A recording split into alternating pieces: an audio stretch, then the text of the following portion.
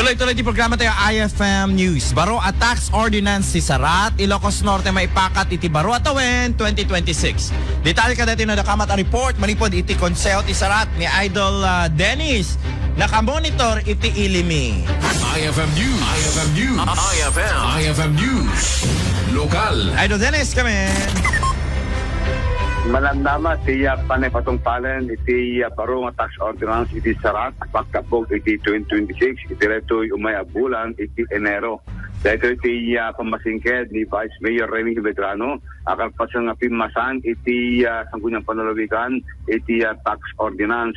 Iti agama kit manaraman metem iti panay publikar na iti perdi iti newspaper talaga ng iti panay pakamo iti publiko iti baro nga tax ordinance mamingko agundaway kung natin Vice Mayor iti publikar na kastaget maamuan iti kadwa nga tagasarat iti baro nga tax ordinance malagit nga 10 nga tawanen hanga nagargaraw iti tax ordinance sarat sa Laguna na nasken iti panaki-upgrade na para palang iti nga koleksyon ken timandar iti alinteg iti panagsarita ti Vice Mayor panggit iti reto nga banag na approval ito sanggunyang panlalawigan na review that and it is possibly approved by the sanggunyang panlalawigan.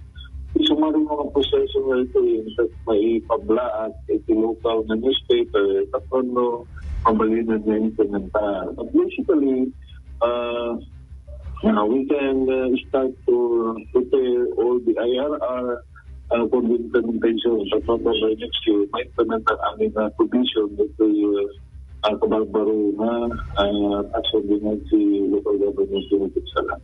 Ito yung iti Vice Mayor, iti isang saka ko man na panagbayad sa milyar, dahil iti tagasarat, kaputa, dahil iti diskwento, para iti masapang agbayad, iti bulan ti Disyembre. Idol, Dennis Alicio, Tatak, Aramen.